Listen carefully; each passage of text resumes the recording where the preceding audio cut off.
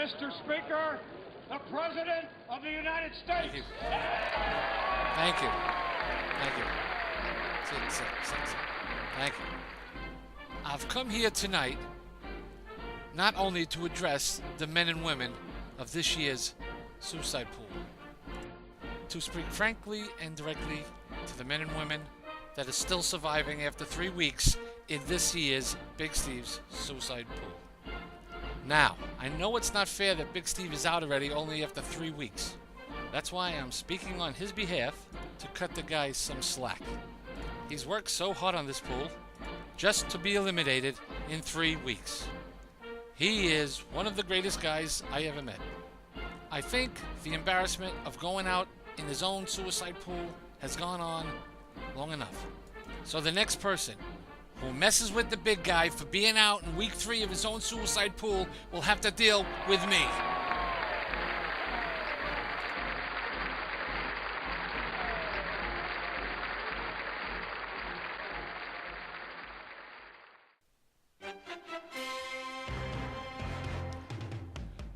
Welcome to Big Steve's 2011 Suicide Pool, Week 2 and 3. Or, for our Brooklyn-speaking players, Week 2 and 3. In Week 1, 35 people got whacked. In Week 2, we added 7 more. And 11 more in Week 3. For the total of 53 people with at least a strike in the first 3 weeks. But one person stands alone for being the first person in the 2011 Suicide Pool to be double eliminated. That person is Mr. Joe Pierce. Not only was he double eliminated, but he did it in the first 2 weeks.